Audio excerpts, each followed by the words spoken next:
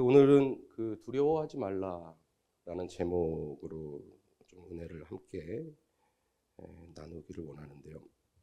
오늘의 본문에는 이제 두 가지의 그물질이 나오죠. 처음 그물질은 여러분들이 다 아시겠지만 하나도 밤이 맞도록 고생했지만 하나도 잡지 못했었던 그물질과 그 다음에는 또 한 번의 그물질은 완전히 그물이 찢어질 정도로 체험을 받았던 그런 그물질이었죠. 똑같은 장소였습니다. 갈릴리 호수 똑같은 장소. 똑같은 배였고 똑같은 그물이었는데 도대체 이 두 번의 그물질은 어떤 차이가 있었길래 결과가 이렇게 달랐을까? 오늘은 그것을 좀 한번 생각해 보고 싶은 거예요. 예. 여러분도 다 아시다시피 두 가지의 차이점은 한 세 가지 정도로 우리가 살펴볼 수 있는데요. 첫 번째는 2절에 보니 호숫가에 배 두 척이 있는 것을 보시니 어부들이 배에서 나와 그물을 씻고 있더라. 예수께서 배에 오르시니. 우리의 삶에 예수님께서 들어오셨다는 거죠. 우리가 뭐 와달라고 한 적도 없는데 이렇게 들어오신 거죠.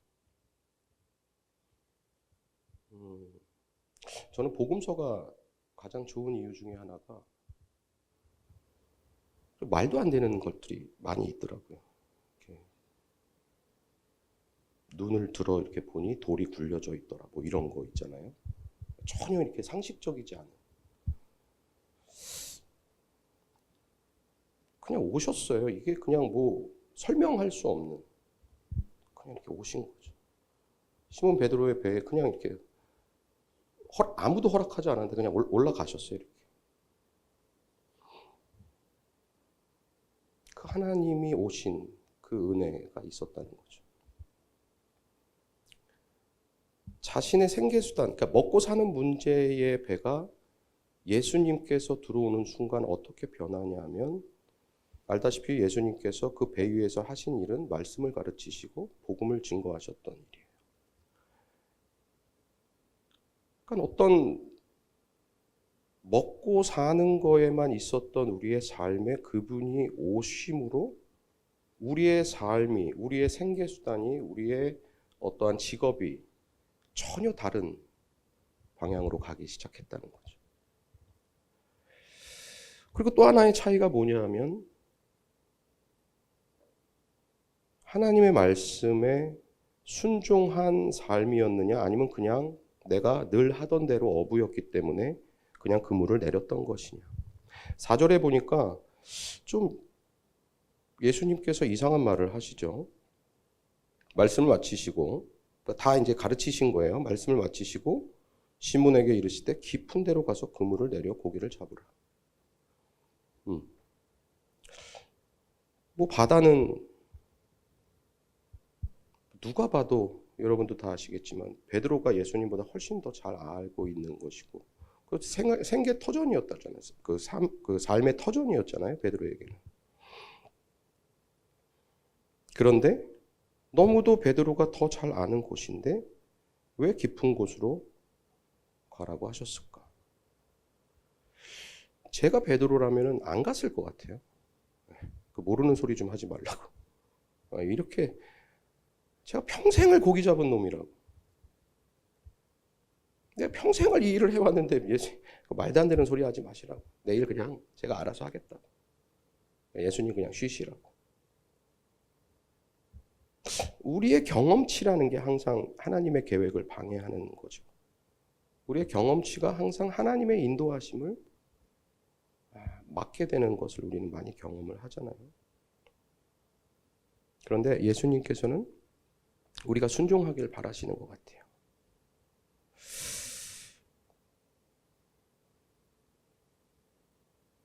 이해가 되지 않고 말도 안 되는 길을 가라고 하실 때가 있고 글로 걸어가면 죽을 것 같은데 지금 이 상황에서는 도저히 거기를 갈 수 없죠. 그리고 가봤었고 해봤었고 그랬더니 이런 결과가 나왔던 경험치가 지금 있는데 어떻게 가겠습니까? 그런데 하나님이 원하시는 건 단 하나, 순종이라는 거예요. 순종. 이런 일 다 할 수 있나 주가 물어보실 때 못하겠는데요. 지금 저 죽을 것 같은데요. 지금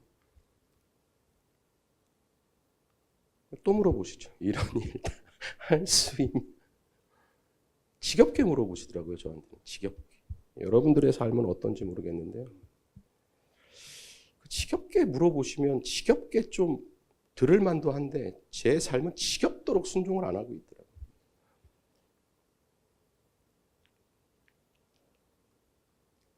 어렵더라고요, 저한테. 그런데 하나님께서는 순종을 원하신다는 거죠. 여러 가지 어려움이 있고 두려움이 있지만 순종하기를 원하시는 거예요. 근데 이것이 어떻게 가능하냐 하면 저는 이것이 그분이 어떤 분인지를 우리가 알게 된다면 우리가 갈 수 있을 수도 있지 않을까? 이게 어렵죠. 근데 그분은 항상 내가 어떤 분이심을 계속해서 우리에게 드러내 주시잖아요. 지겹도록 우리는 안 바라보지만 그분은 제가 이것을 어떻게 이게 순종이 가능할까를 가만히 생각해 봤을 때 하나님께서 주시는 그 사건이 하나 있었는데 그 제 아들이 초등학교 1학년 초등학교를 들어갔을 때인가 안 들어갔을 때 제가 정확하게 나이는 기억이 안 나는데 아주 애기였을 때였죠. 제가 이제 선교팀 한 50명 넘게 모르겠어요. 그 인원은 중요하지 않고 그러니까 많은 인원과 함께 러시아를 이제 가야 되는 상황이 있었는데 한 일주일이었나요? 그래서 제가 이제 떠나는 날 아침에 유빈이한테 안아주면서 유빈아 아빠 갔다 올게. 너가 일주일 동안 엄마를 지켜야 돼. 제가 그랬거든요. 저는 그냥 남자애니까 그냥 지켜야 돼 그랬는데 얘가 갑자기 돌아서는 거예요. 이렇게 나랑 이렇게 마주 보다가 이렇게 돌아서는 거예요. 그런데 이런 거예요. 우는 거예요. 얘가 갑자기. 그래갖고 제가 너무 놀란 거죠. 야, 너 왜 울어? 잘 몰랐어요, 처음에. 잘 몰랐어요. 근데 제가 유빈아 아니야 미안해 하고서 이제 나와서 제가 이제 저희 팀하고 같이 우리가 이제 출발하기로 한 그 강릉으로 가는 버스에 올라탈 때 제가 그 저희 교회의 담임 목사님하고 하이파이브 최동주 목사님이 하이파이브를 되게 잘하시잖아요. 그리고 하이파이브를 딱 하는데 목사님 다녀오겠습니다. 그래 잘 다녀하고 하이파이브를 딱 하는데 제가 눈물이 나는 거예요. 눈물이 갑자기 그땐 갱년기도 아니었잖아요, 제가. 눈물이 갑자기 희한하게 쏟아지는 거예요. 그때 제가 차에 딱 타서 유빈이가 왜 울었는지를 알겠는 거예요. 잘하고 싶은데 잘할 능력이 없는 거예요, 내가. 정말 엄마를 지키고 싶은데 아빠 말대로 엄마를 지키고 싶은데 어떻게 지켜야 되지? 잘하고 싶은데 잘할 능력이 없는 거예요. 근데 거기서 제가 이 말씀에서 하나님이 왜 이 사건을 기억나게 하셨지? 그러니까 유빈이와 나의 그런 것이 어떤 사이였나? 유빈이는 아빠 말이라서 잘 듣고 싶었던 거예요. 아, 그랬구나. 내가 지긋지긋하게 순종을 안 하는 거는 내가 하나님을 아빠처럼 생각을 안 하고 있었네. 이런 좀 회개를 주시더라고요. 여러분은 어떠신지. 아마 아빠와 아들인 관계에 계신 여러분들은 이해를 잘 못하시겠지만 저는 이제 아프더라고요. 세 번째는 또 원리는 똑같은 얘기인 거예요. 두 번째하고 또 좀 비슷한 얘기인데 하나님을 사랑하는가의 문제인 것 같아요. 하나님을 사랑하는가. 결국은 관계의 문제인 거죠. 저는 5절에서 시몬 베드로가 이상한 내가 밤이 맞도록 내가 고생을 했는데 안 잡혔거든요. 근데 말씀에 의지해서 내가 한번 내려볼게요. 이게 어떻게 가능하냐니까요. 저는 이게 너무 놀라운. 베드로가 예수님을 어떻게 생각했었을까? 사랑했구나. 사랑했구나. 사랑하면 그 상대가 원하는 모습으로 변해 가잖아요. 사랑을 하면.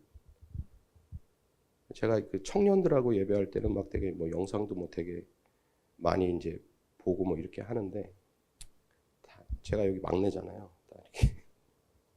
어쨌든. 예.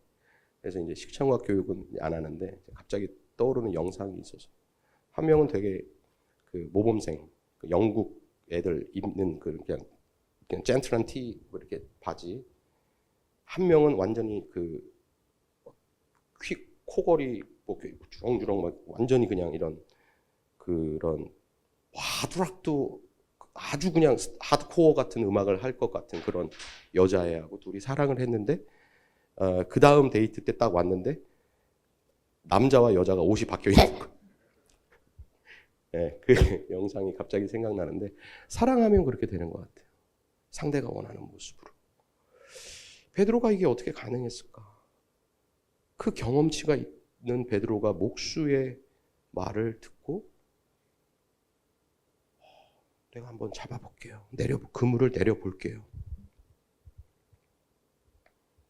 여러분은 예수님하고 어떤 관계십니까? 이게 친밀한 관계신가요? 매일매일 그분과 대화하고 매순간 그분이 나와 함께 하심을 인식하면서 살고 계신가요? 제가 아는 어떤 분의 그 걸음걸이가 이렇게 걷는 분이 계세요. 진짜로 이렇게 걸어요. 그래갖고 아니 왜 목사님 그렇게 걸어요? 그랬더니 나 주님과 손잡고 걸어가는 거를 의식적으로 이렇게 하고 이게 습관이 되셔갖고 이러고 걸어요. 되게 이상하거든요, 걸음걸이도 그분이. 근데 손을 이러고 걸어가시는 거예요.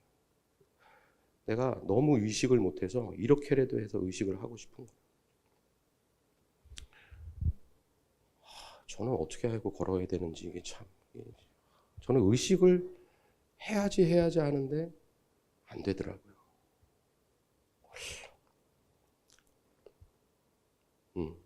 그래서 뭐 하나님의 오심, 그리고 하나님의 말씀에 순종하, 그리고 하나님을 사랑하는 이런 어떤 세 가지 차이가 첫 번째 그물질과 두 번째 그물질의 이제 차이가 있었던 거죠.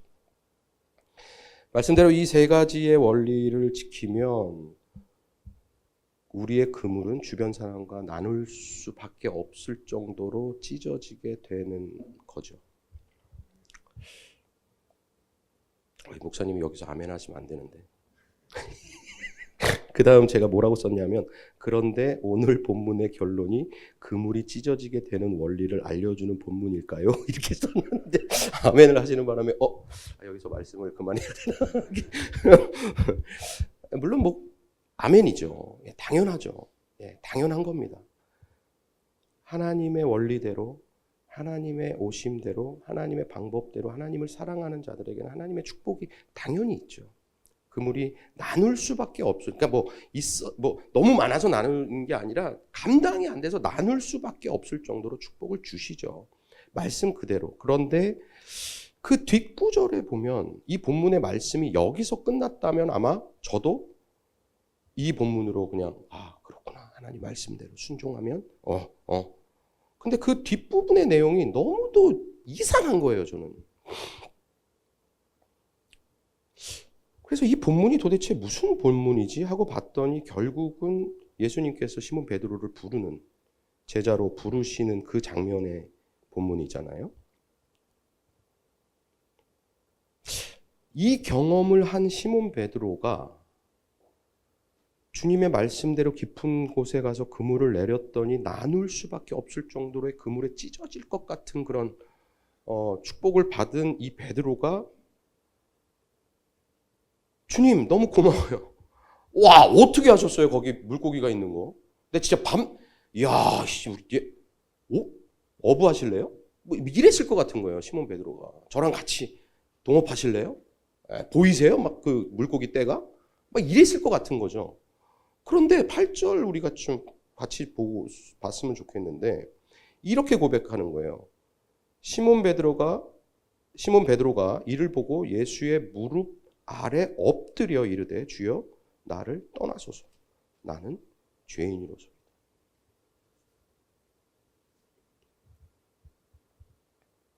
아, 주님 너무 고마워요. 우와, 이제 어디, 와, 진짜 1년치다. 오, 역시 주님 짱. 아, 저랑 맵 식사하러 가시죠. 네. 내일은 어디에다가 금을 내릴까요? 아마 사업 얘기를 했을 것 같아요. 저 같으면.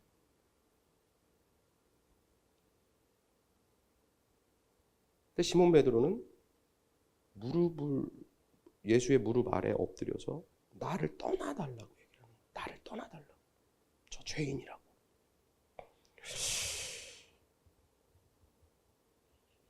왜 하나님은 이 그물이 찢어지는지라 동무들과 나누었는지라 다음에 이 구절을 배치를 하셨을까? 하나님을 경험하면 경험할수록, 예수님과 동행하면 동행할수록, 함께하면 느끼면 느낄수록 우리의 모습은 그저 하염없이 눈물만 흘릴 수밖에 없는 그런 존재가 더 이렇게 드러날 수밖에 없는 거구나. 예수를 끊임없이 보고 있고, 내가 그 그물 속에 있는 물고기를 보는 순간 예수가 안 보이는데, 예수를 계속 보면 볼수록 나는 주님 나를 떠나달라고. 나 주님과 걸을 수 없는 그런 존재라고.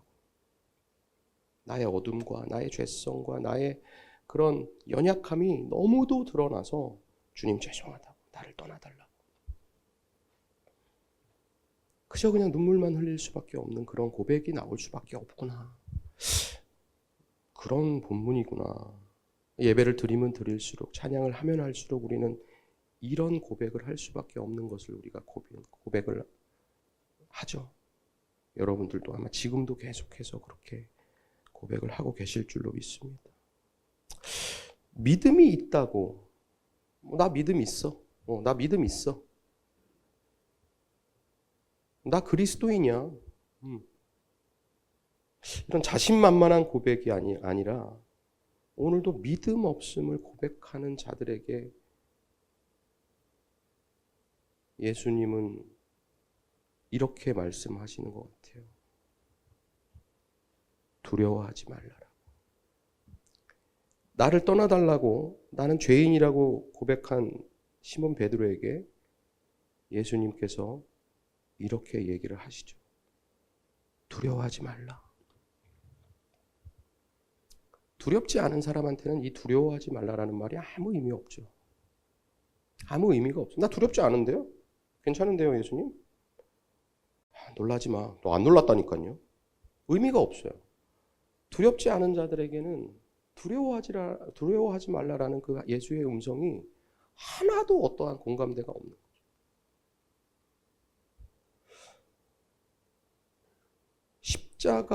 예수님께서 십자가에 달려 돌아가실 때 그 밑에 제자들이 없었잖아요. 제가 예전에는 그 십자가 밑에 이 나쁜 놈 제자들, 욕 나올 뻔했네. 나쁜 놈의 제자들. 왜 예수님이 그렇게 가는데 그렇게 잘라 뭐 이렇게 귀도 자르고 막 이랬던 베드로가 왜 불 쬐면서 부인을 그렇게 하고 그 십자가 앞에서 이렇게 숨어서 보고 왜 그랬었을까를 제가 나중에 알게 된 하나님의 은혜가 있었는데, 그게 뭐냐면, 만약에 누군가가 예수님은 죽고 예수님은 부활하신다고 했어. 그것을 정말 믿고 그 십자가 앞에서 내가 계속 예수님을 보고 있었다면 아마 그 사람에게는 십자가 은혜가 필요가 없었을 거예요. 난 알고 있는데요. 근데 이 이 십자가의 은혜가 그 사람에게 정말로 은혜가 되고 그것이 능력이 우리에게 있으려면 십자가 사건을 믿었던 사람이 단 한 명도 없었어요. 그래서 십자가 밑에 단 한 명도 없었고 죽으시면서 로마 그 병사의 입을 통해서 이 사람이 정말 의인이었구나라는 고백을 통해서 계속해서 이제 나왔었던 거죠. 그래서 십자가를 내가 그냥 늘 자신만만한 사람은 더 이상 십자가를 찾지 않는 거죠. 나 너무 잘 믿고 있다고 믿는 사람들한테는 예수가 필요 없는 거죠.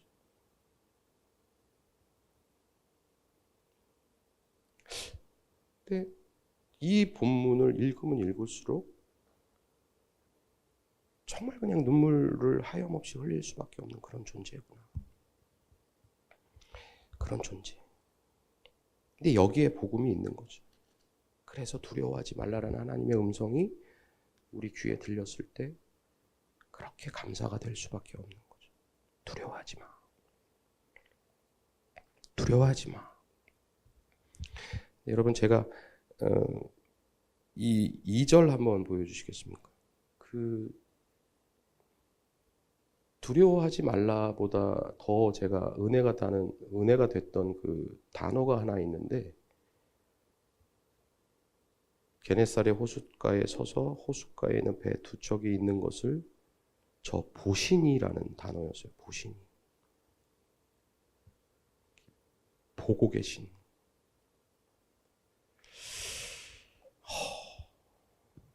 지금 보고 계신 거죠. 권사님을 지금도 예수가 보고 계신. 갱년기 이 눈물 흘리고 있는 저를 지금 보고 계신. 저는 이게 너무 은혜가 되더라고요. 봐달라고 한 적도 없고, 뭐 내 배에 타달라고 얘기한 적도 없는데, 그냥 계속 보고 있는 거죠, 이렇게.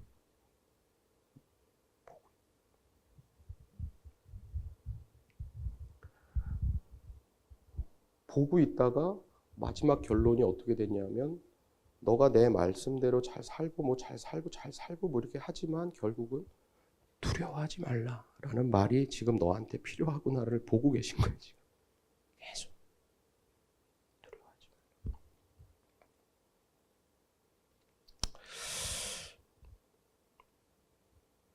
그래서 아마 이 본문이 우리에게 또 다른 은혜가 되고, 그래서 오늘 이 본문이 또 우리에게 오늘 복음이 되는 것 같습니다. 여러분에게는 어떤 존재이십니까? 예수가 여러분에게는 어떤 의미이십니까?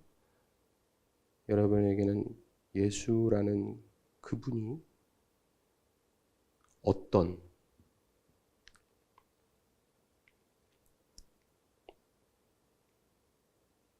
관계로 고백을 하고 계십니까? 같이 기도했으면 좋겠어요. 그냥 솔직하게 주님 앞에 우리의 마음을 그대로 드렸으면 좋겠고, 이미 보고 계시니까, 지금 이미 보고 계시니까 우리 이 시간 잠잠히, 뭐 어떤 큰 소리보다는 잠잠히 주님 앞에 나의 상황, 나의 마음, 그리고 이미 보고 계신 주님의 그 눈을 우리가 맞췄으면 좋겠어요. 지금 나를 보고 계신 주님과 눈을 맞추시고, 두려워하지 말라고 고백하시는 그 예수님과 눈을 맞추시고, 그리고 깊은 대화를 나누는 시간을 갖기를 원합니다. 우리 다 같이 기도하겠습니다.